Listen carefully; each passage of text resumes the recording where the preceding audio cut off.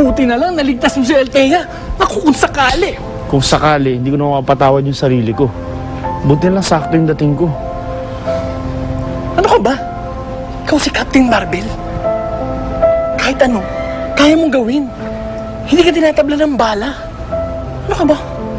Bobby, hindi totoo yan. Marami na rin pagkakataon na hindi ko naligtas yung mahal ko sa buhay. Ilang beses na rin ako nasaktan. Hindi nga ako tinatabla ng bala, pero nasasaktan pa rin ako. Eh, huwag kang senti, boy. Pwede ba? Tsaka, matuwa ka na lang. Naligtas mo si Lelay at si Althea. Tsaka, hindi ka ba natutuwa? Nalaman mo kung na kanino ang puso ni Lea. At yun si Althea. Galing, no? Biruin mo. It's coincidence. Coincidence? Ano ka ba? Nahawa ka rin sa asawa mo eh. Pinapatawa lang kita, Ting. Color kite!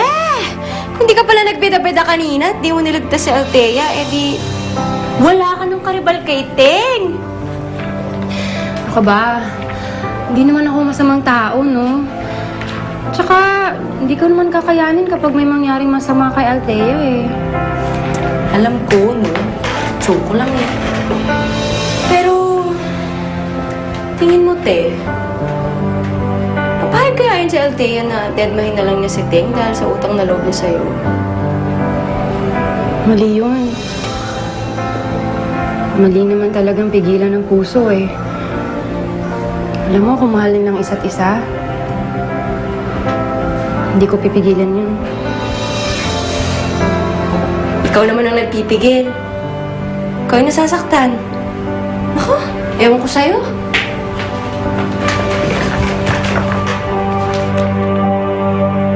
Pero tingnan mo, Ting. Hindi siya may ibig sabihin kung bakit napapalapit ka kay Althea.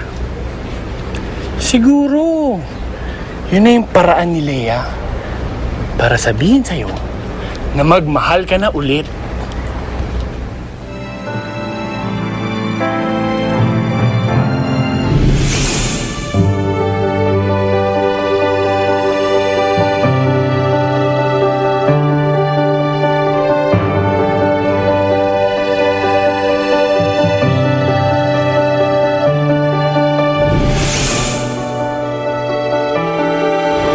Naniniwala ka ba, Althea, na may ginawa ang Diyos na isang tao lang para sa'yo?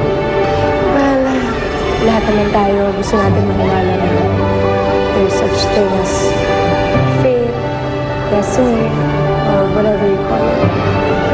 Na sana isang araw, may kilala mo na lang yung tao para sa'yo.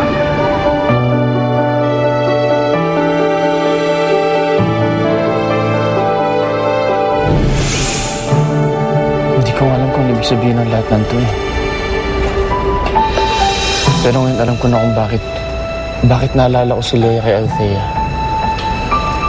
Ibig sabihin, handa ka na mag-move on?